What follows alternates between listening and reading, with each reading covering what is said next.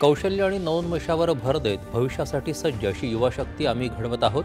युवा केंद्रीय उपक्रमांच्या शुभारंभ प्रसंगी पंतप्रधानांचं प्रतिपादन. अनुकंपा उपकार नसून आपल्या लोकांप्रती शासनाची जबाबदारी. 5,000पेक्षा अधिक उमेदवारांना अनुकंपा तत्वावर नियुक्तीपत्र देण्याच्या कार्यक्रमात मुख्यमंत्र्यांनी व्यक्त केल्या भावना.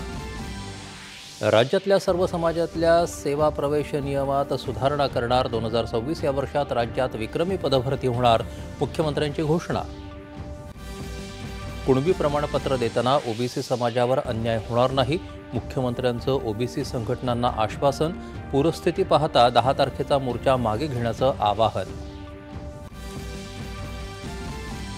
शासनाकडून ठोस आश्वासन न मिळाल्यामुळे ओबीसी संघटनांचा मोर्चा निघणार.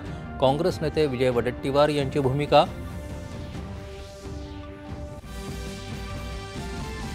सरकारच्या आत्मसमर्पण योजनेचा लाभ घेण्याचं अमित शाह यांचं नक्षलवाद्यांना आवाहन.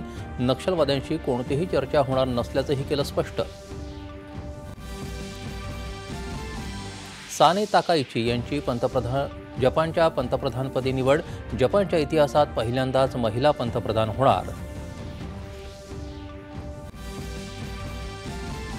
अहमदाबाद इथं वेस्ट इंडिज विरुद्धची पहिली कसोटी भारतानं 1 डाव आणि 140 धावांनी जिंकत मालिकेत 1-0 अशी घेतली आघाडी.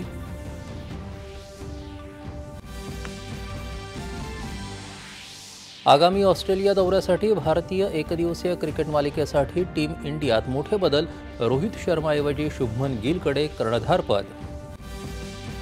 आणि ज्येष्ठ अभिनेत्री आणि नृत्यांगना संध्या शांताराम यांचं मुंबईत वार्धक्यानं निधन.